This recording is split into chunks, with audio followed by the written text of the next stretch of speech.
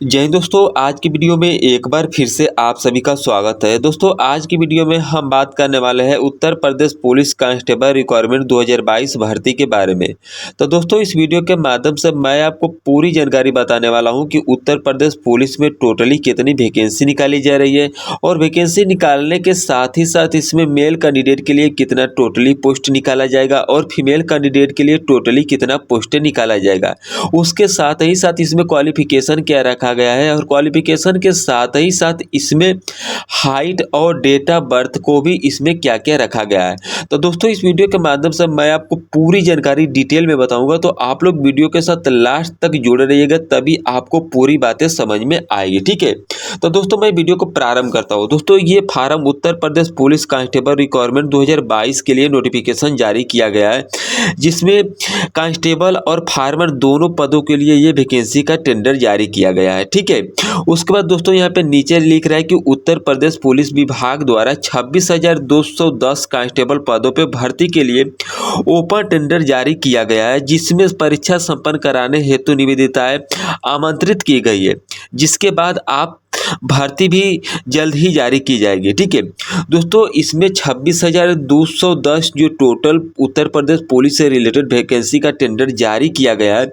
इसमें कांस्टेबल और फार्मर दोनों पोस्टों के लिए ये वैकेंसी निकाली जा रही है। ठीक है, उसके बाद दोस्तों इंपॉर्टेंट डेट के मैं बारे में आपको बताने वाला हूँ कि ये भर्ती कब से जारी की जाएगी। तो दोस्तों ये भर्ती यानी कि नवंबर में पूरी तरह से नोटिफिकेशन जारी कर दिया जाएगा 26,210 पोस्ट के लिए। ठीक है, इस पोस्ट में मेल कैंडिडेट और फीमेल कैंडिडेट दोनों लोग अप्लाई कर सकते हैं और अप्लाई करने के साथ ही साथ इसमें कांस्टेबल के लिए अलग से आपको अप्लाई करना पड़ेगा और फायरमैन के लिए आपको अलग से इसमें आपको अप्लाई करना पड़ेगा। ठीक है, उसके बाद दोस्तों यहाँ पे जनरल और ओबीसी के लिए फीस के मैं बारे में आपको बता देना चाहता हूँ कि यहाँ पे जनरल और ओबीसी के लिए यहाँ पे 400 चार्जेज रखी गई है। ठीक है, जितने भी कैंडिडेट अगर जनरल ओबीसी से बिलोंग करते हैं तो यहाँ पे उनकी चार्जेज 400 रखी गई है।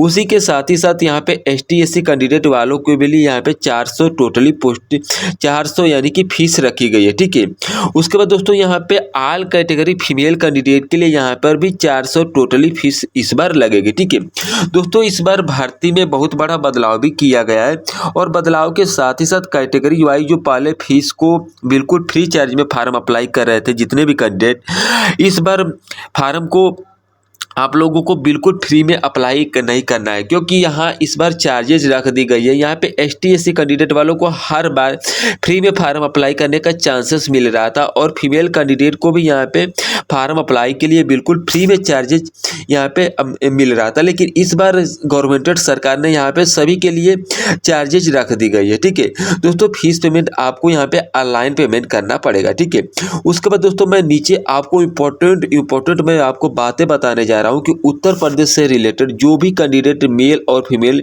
जितने भी कैंडिडेट उत्तर प्रदेश पुलिस जो कि 26,210 जो टोटली पोस्टें निकाली जा रही है कांस्टेबल और फायरमैन के लिए, इसमें एज लिमिट क्या रखी गई है, इसमें कौन से कैंडिडेट एज वाले इस फार्म को अप्लाई कर पाएंगे।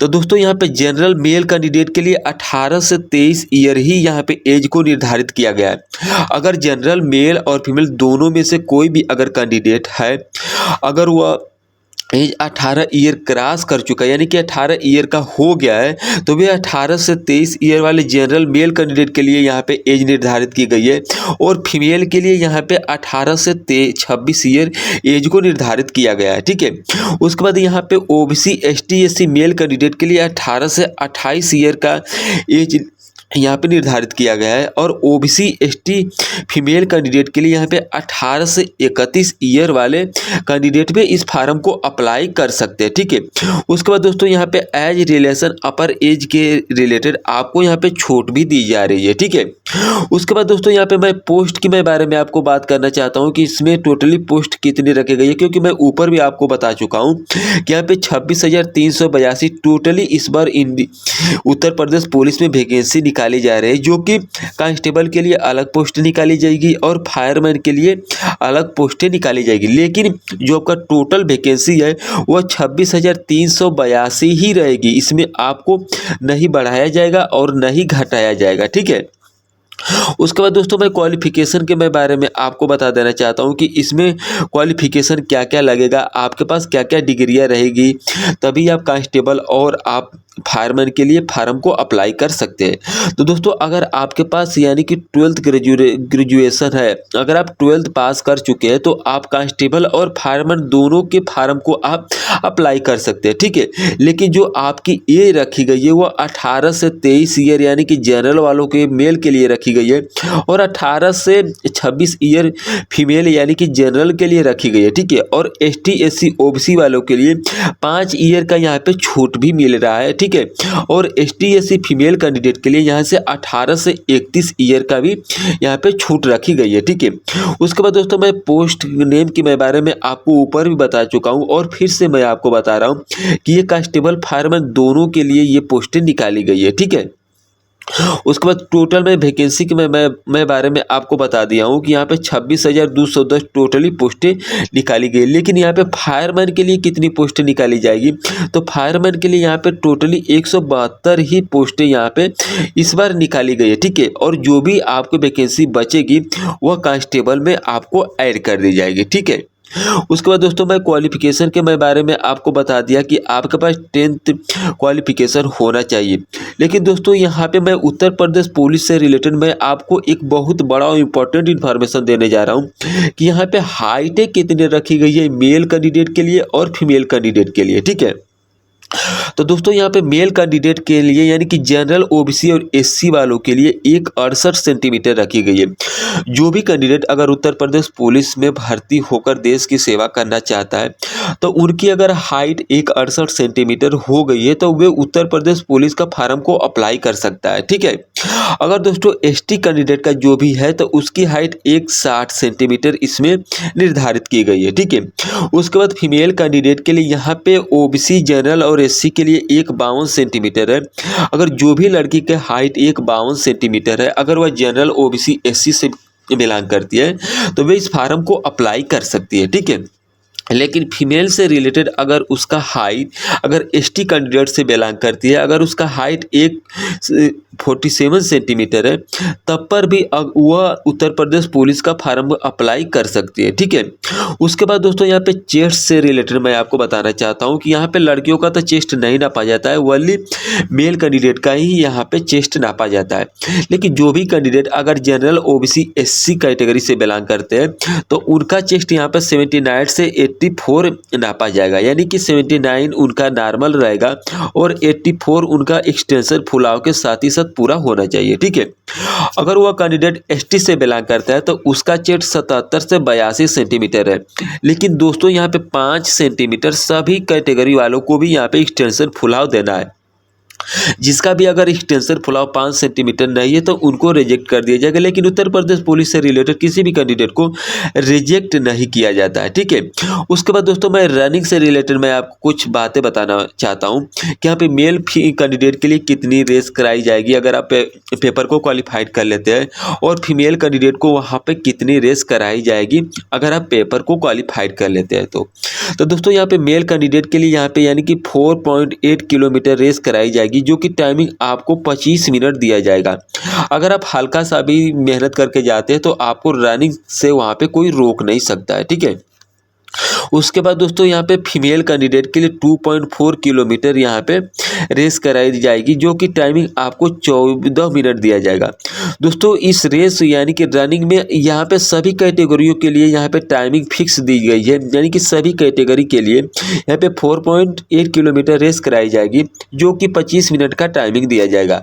अगर वह फीमेल कैंडिडेट से बिलोंग करती है, जो भी कैटेगरी है उनका भी रेस 2.4 किलोमीटर ही कराई जाएगी, लेकिन टाइमिंग उनको 14 मिनट ही दिया जाएगा, ठीक है। उसके बाद दोस्तों यहाँ पे यानी कि फिजिकल इफिशिएंसी से रिलेटेड यहाँ पे मैं मेल और फीमेल दोनों के लिए बता रहा हूँ। यहाँ पे देखिए ऊपर जो था वे कांस्टेबल के लिए था, नीचे फायरमैन के लिए, लेकिन जो दोनों की जो टाइमिंग है वो चेंज कर दी गई है।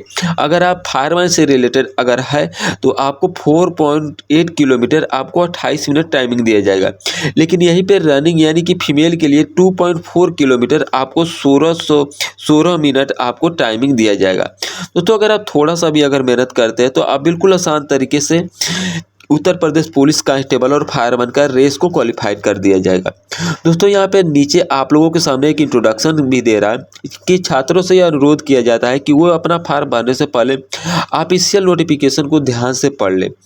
जी ये बातें बिल्कुल सच बताई जा रही है कि अगर आप उत्तर प्रदेश पुलिस से रिलेटेड कांस्टेबल या फायरमैन की भर्ती देखना चाहते हैं, आप इच्छुक है अगर फार्म को अप्लाई करके देश की सेवा रक्षा करने के लिए, तो आप लोगों से मैं यही अनुरोध करता हूं कि आप लोग एक बार ऑफिशियल नोटिफिकेशन को पढ़ ले कि क्या ऑफिशियल नोटिफिकेशन से रिलेटेड क्या क्या बातें बताई गई है।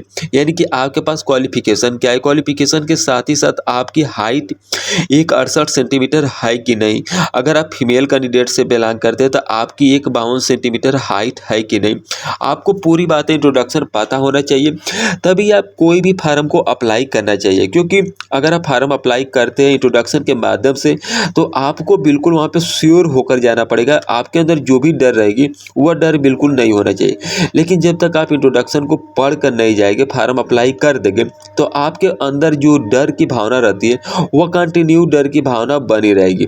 ठीक है, तो मैं आपसे यही रिक्वेस्ट करता हूँ कि कोई भी अगर XYZ रिलेटेड अगर अब गवर्नमेंट से रिलेटेड फार्म आ रहा है तो सबसे पहले आप लोग नोटिफिकेशन को पढ़िए। ठीक है, जो भी ऑफिशियल नोटिफिकेशन आता है, हर वैकेंसी पे एक ऑफिशियल नोटिफिकेशन आता है। ठीक है, तो आप लोगों को सभी नोटिफिकेशन पढ़ना है और नोटिफिकेशन पढ़ने के बाद ही आपको फार्म को अप्लाई करना है। ठीक है, तो दोस्तों अगर ये वीडियो अच्छी लगी तो आप लोग चैनल को सब्सक्राइब करिएगा और बगल में बेल आइकन की घंटी होगी उसे भी आप लोग प्रेस करिएगा, ताकि डिफेंस से रिलेटेड जो भी नया नोटिफिकेशन आए, अगर आप इस चैनल के माध्यम से जुड़े होंगे तो ये नोटिफिकेशन आपके पास सबसे पहले पहुंचेगा।